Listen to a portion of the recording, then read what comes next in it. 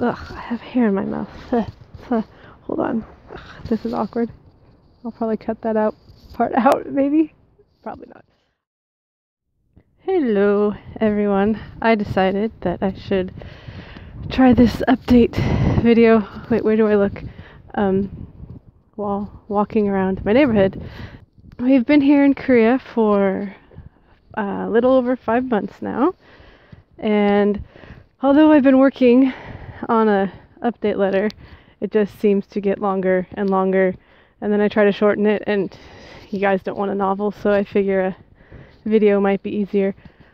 So we got here August 5th, and right away it was an adventure. We missed the last bus home by literally like 2 minutes. Like, we saw the bus driving off, and we're like, no! So it was fun, but luckily we had a friend who works nights and he was getting off, so I reached out to him. I was like, hey, he has a car, so he came and got us, so that was awesome. A couple days after we got here, I got a temporary teaching job, which is about to end, so that's been carrying us through, because we haven't really been getting any support from back home. So that brings me to the first 2 months here was really, really hard. So Korea wasn't hard. That was easy. I finally felt like I was at home. But mentally it was really hard when we first got here. And once again, it wasn't because of Korea. It was because of my little 6-week trip back to the States. Had all these grand plans of doing things, going to different churches, raising support. None of it happened.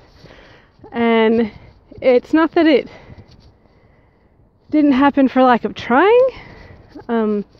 It just, I don't know, it just didn't happen. So just, I mean, there's no in particular person, I don't want to blame anybody, but I just felt very invisible and not supported I wouldn't say at all, because I definitely have my strong support group. I've got like my best friend in Maine or Michigan or Missouri, whichever state I decide for that day. She'll understand that one. But I just didn't, there were things, like I said, that were supposed to happen. I was hoping to speak in front of a couple different groups and get some support. So when we got here, I only had enough money to last us the first couple months. But let's see, the second month, September, my phone broke. Because we didn't have any, or not any, but much support, I wasn't able to do a lot of the things that I had planned on doing when we first got here, like the Adopt-A-Station. I'll go into more details on all the different little ministry aspects in another video. Like I said, so August, September were really, really hard. I'm not gonna lie, they sucked, big time. And I was super, super depressed.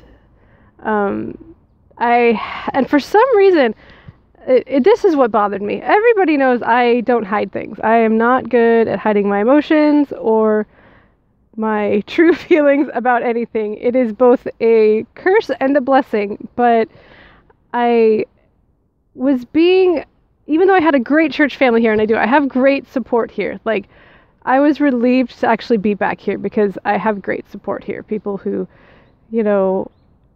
check up on me and, genuinely want to know how life's going. I have a great support here, mentally.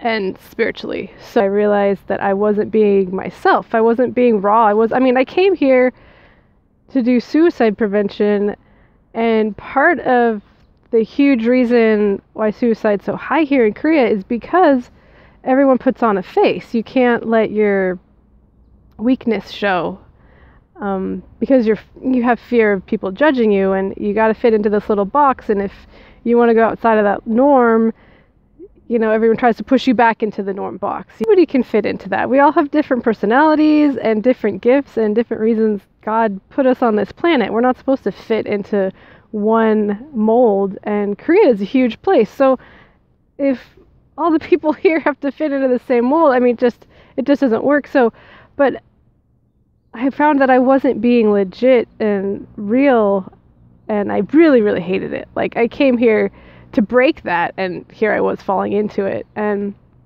I know that part of it was because when I first got here spiritually, I wasn't doing good because I just had gotten so drained and down when I was back in the States for those 6 weeks. So October, I found a school that's actually very close to our house, about 10 minutes away, 10 to 15 minutes.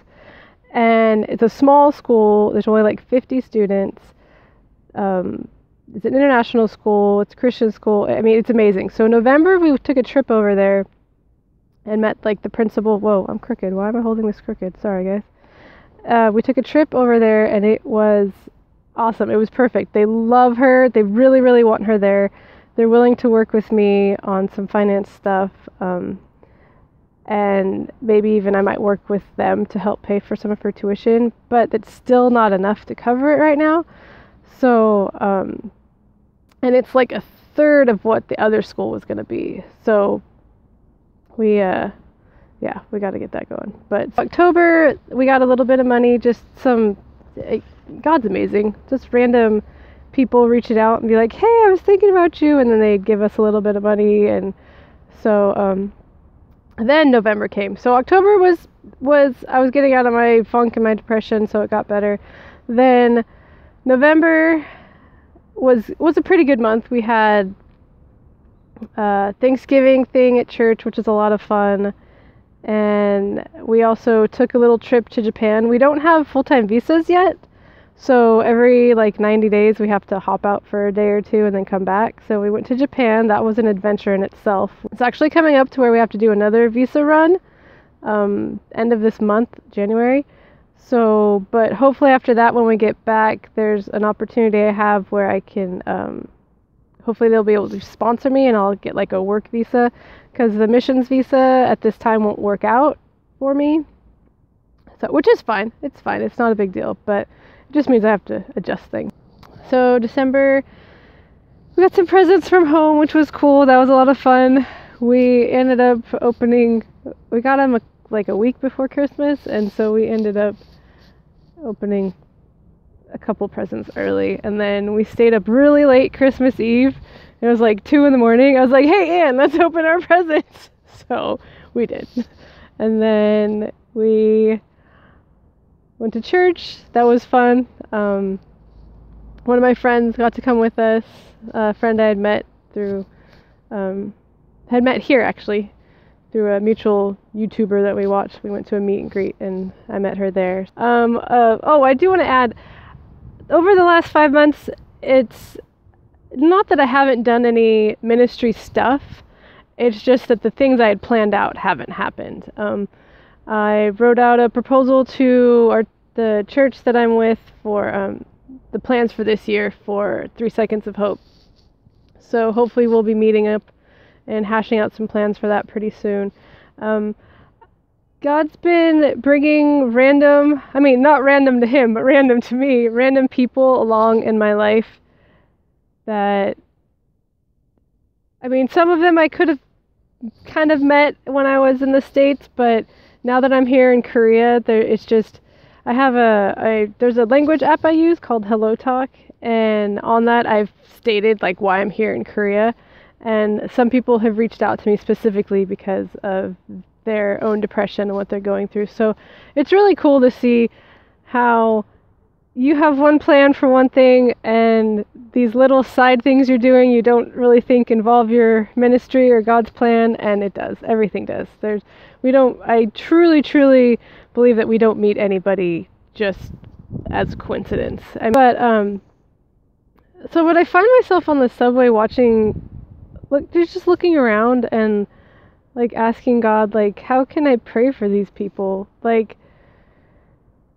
people, like, not Korea as a whole, but just individuals.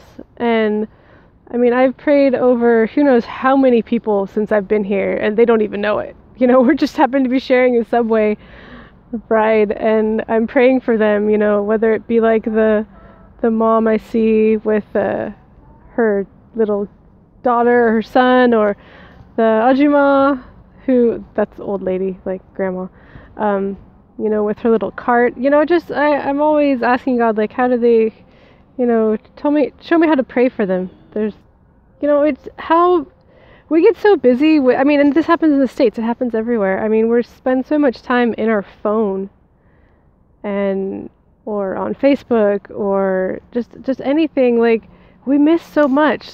So just, you know, and I'm guilty of it too, being trapped on my phone. There's days where I'm just like, okay, God, yeah, I don't feel it, and I get stuck in a game on the subway, and then I get to wherever I'm going, and then I feel bad because I wasted that time on my phone instead of praying.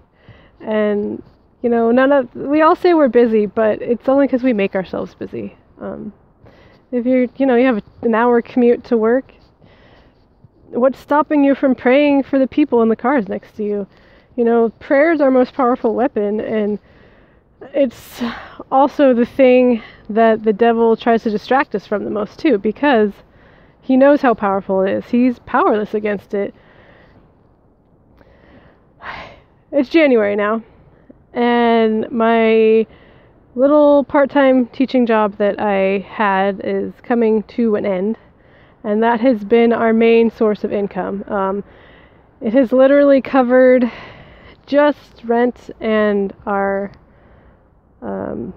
like to and from work and a little bit of extra, but we have by no means had enough to like I said, I'm amazed every month that I know we're supposed to be here in this time. You know, a lot of people will probably going to say, oh, we should come back and finish raising up support, but I know that's not what we're supposed to do. But so now that my little part-time job is ending, we're going to have no income, none, no consistent income coming in. So we really, really need supporters.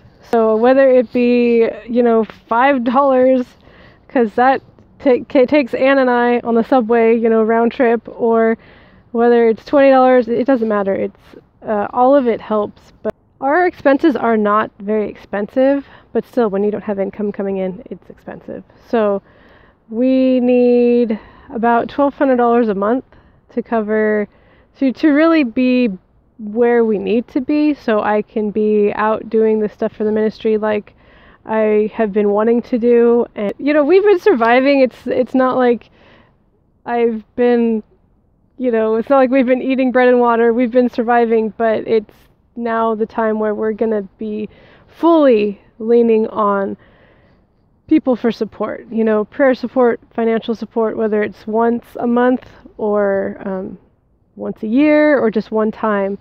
I'll leave all the information below.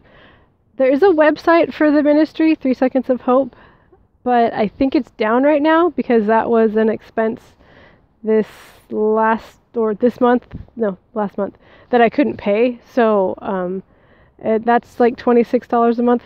If there's someone who wants to come alongside and just adopt something, one of our bills, that would be awesome.